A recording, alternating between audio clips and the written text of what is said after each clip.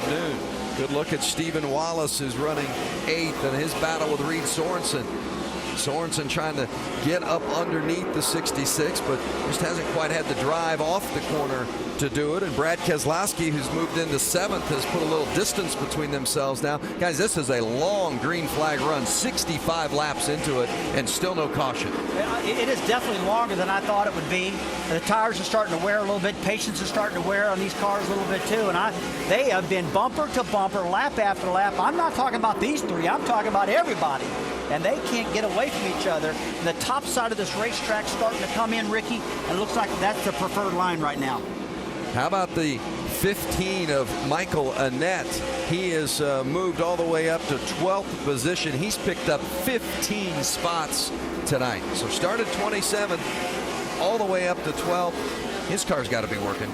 And it really means something when you say that, and it's all under green. You know, as opposed to getting some on pit road or getting some on a restart. He did all of that under green, and we're reaching a point, Rusty, where these things, the cars are starting to drop off with the tire wear. They're not going to drive very well. They're going to hear some complaining, and the crew chiefs have to dissect that and, you know, decide what is your biggest problem. Is it middle of the corner? Is it forward bite or rear grip on the exit of the corner? Because the next stop might determine whether you win or lose, or at least contend for the race or not. Yeah, absolutely, Ricky. One thing I'm starting to see right now, though, look at Michael Nutt. He's been our biggest mover, up 15 positions, and I'm starting to see the front brakes starting to get cherry red.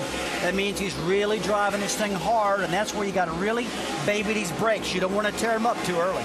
Another one on the move is Joe Nemechek in the 87. He's picked up 12 spots. He's currently running in the 20th position. One of those double duty guys. He'll start 33rd at the Brickyard 400 tomorrow. There's the 87 of Nemechek. Knows his way around this place too. He does. He's a former winner here. He's a former champion, and you know, we're at a point here where the tires again are getting harder and harder as they build pressure. They feel awful, and that experience I think is going to favor these veteran drivers. Joe definitely knows how to get around here, and the car looks good. He's taking care of it. Looks clean. 70 of 200 laps in the books. We had a stack up on the outside lane at the green flag. Cars were damaged, but no yellow has come out. We've been green all the way, and Kyle Busch is your leader. Rexall Edmonton Indy, tomorrow at 5 on TSN2. Pole winner Trevor Bayne led the first 39 laps, but since then it's been that man, Kyle Busch. He has led 36 and counting.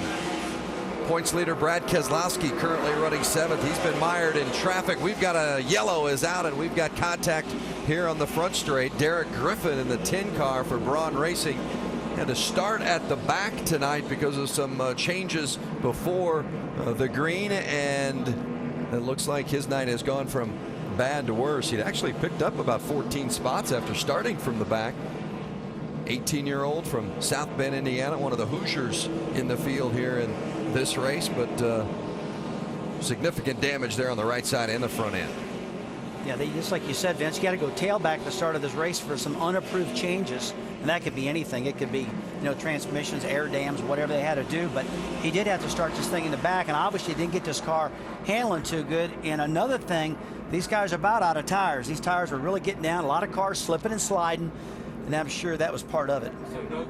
So you had Kyle Busch knocking them down here. Big relief for the drivers that qualified back in the pack, because you know, there are only 17 cars on the lead lap at this point. Let's take a look at the replay here and see if we can pick out what happened to the 10 of Griffin. Yeah, you can tell there's nobody around him. He just loses it up off at turn 4. He gets loose and comes across and clobbers the inside wall and tears that number 10 car up pretty good. But just classic case of getting loose. Car's getting out from underneath you, and it's getting pretty slippery here tonight. Rusty, none of these drivers had 77 laps on their tires in practice, so they, you know, that's a part of it. Now, it's pretty hard to go out there and practice something like this. You try to do 20 and 30 lap runs, and if the car's not right, you come down and make some changes. But that's a problem of just not getting the car handling right. There's Jason Keller, the 35 car. He's the lucky dog in this instance, and you see as Kyle Busch peels off, he's coming to pit lane, and just about everybody's going to be looking for a little help on the tires. Mike Massaro. Kyle Busch complaining, Vince, that the car is just a little bit too tight. They're going to make a track bar adjustment. Going to go one round up. Also an air pressure adjustment on the 18 car. 4 tires and Sunoco racing fuel to Kyle Busch's car. Rick? Trevor Brain brings it in. They're going to have a problem. They've had a problem with the rear. He wants them to tighten it up, get it back where it belongs. This is the longest they run. They said this is doing what it was doing after it was doing it for 40 miles. Shannon? Paul Menard in the center of your screen, loose in, loose off. They're going to make an air pressure adjustment, track bar and fuel. Bottom of your screen, Eric Almirola in the 88 car auditioning for that ride says, I need to roll the center better. It's going to be an air pressure and 4 tires for Eric Almirola. Here's the position changes on our Nationwide Insurance race off pit road. Ron Hornaday picked up 2, and Eric Almirola, as they were trying to pull out that fender, lost 5. All of them on the ride, taking 4 here at O'Reilly Raceway Park. Yeah, boys, let's go get it. We've had some great action on the track tonight. Now a little great action in the pits with Mark Hollywood Armstrong on this 66 pit stop.